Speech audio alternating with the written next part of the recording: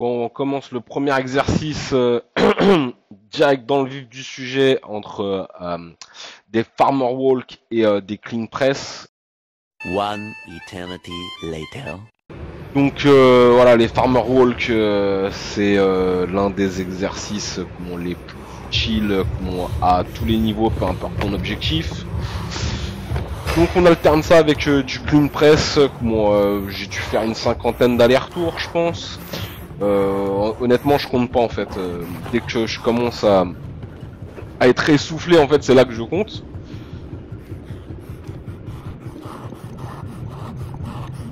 Voilà, je continue avec du Larsen press.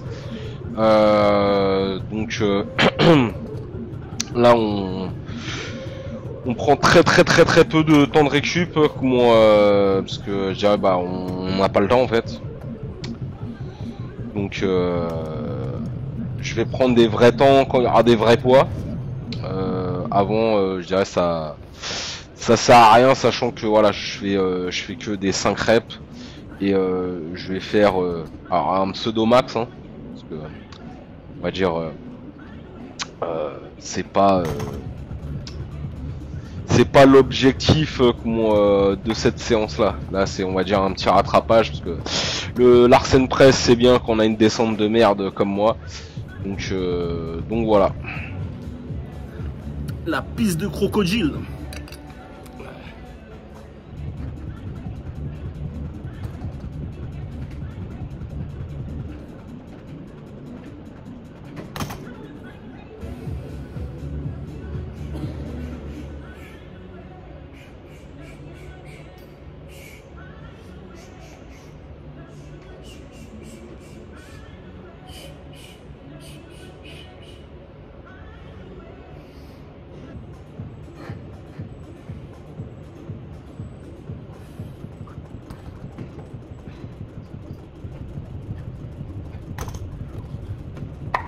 Bon, maintenant on va monter par une rep, hein, parce que ça commence à être lourd, hein, même si 90 je maîtrise maintenant.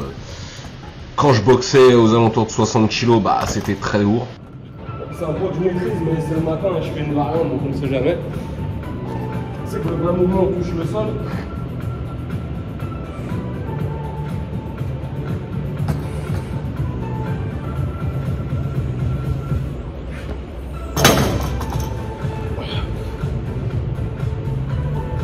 Je préfère parce que en fait c'est une variante où si on perd l'équilibre, en fait vu qu'il n'y a pas les jambes pour le retrouver, on est dans la merde. Et du coup j'ai beaucoup progressé avec cette variante là. Et là c'est la dernière, je vais peut-être solliciter quelqu'un pour me parcours quand même. C'est avec ce truc là, j'ai pris 15 kg sur mon max en 3 mois. Le problème c'était la descente, et en fait ça corrige la descente. En fait, on peut pas faire tomber le poids avec la gravité et repartir en fait. On est obligé de le contrôler, sinon on part dans tous les sens. Quand j'ai commencé à 60 kg, je payais. Là, on va dire que c'est proche de mon max.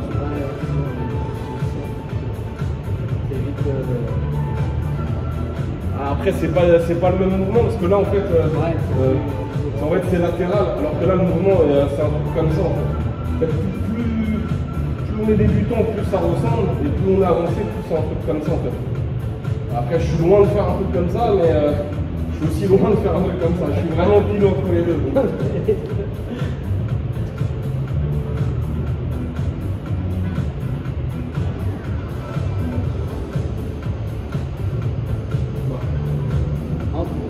Ouais, c'est la dernière par contre, peut-être ça va être un peu plus dur. Mais...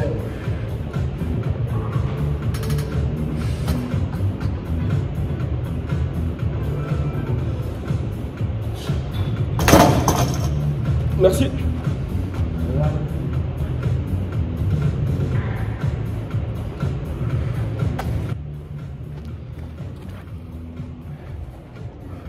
Bon, on passe sur un nouveau jouet.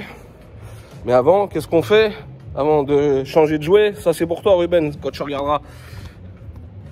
Eh ben, on range tes jouets.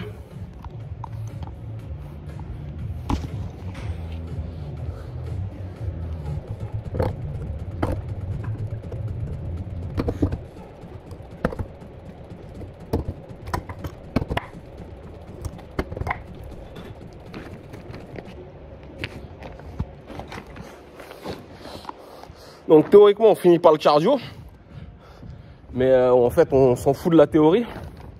La théorie c'est joli. C'est quel est ton objectif?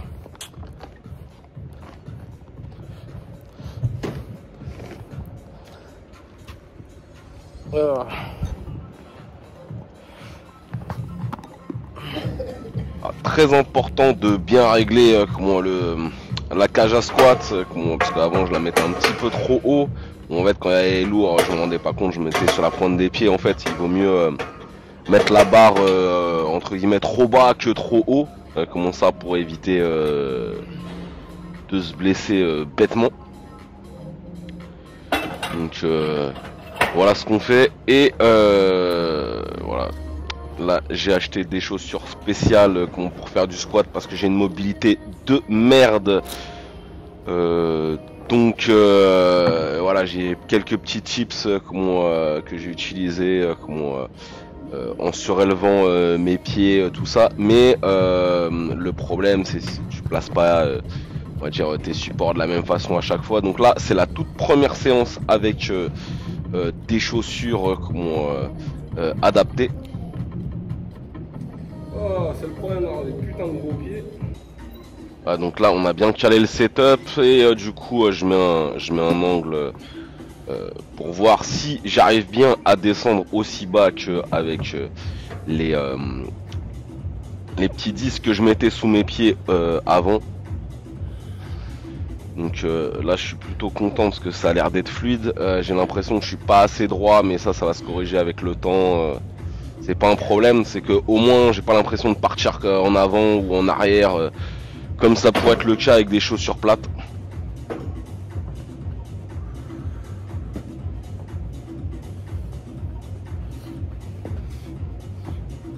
Première séance avec ces pompes là, et bah ça paye.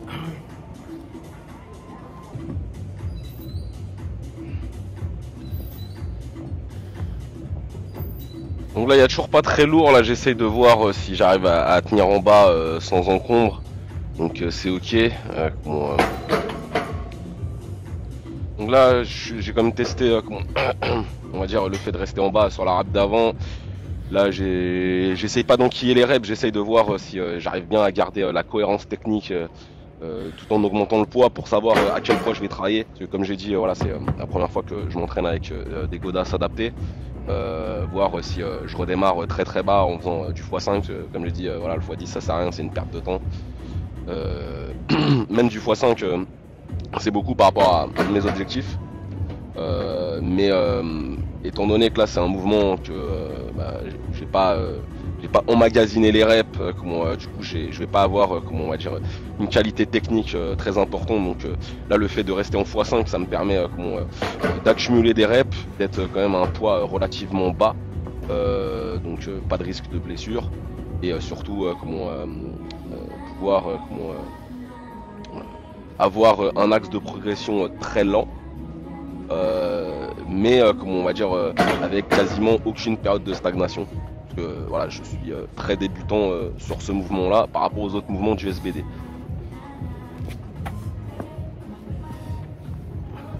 Bah même chose, on range le jouet.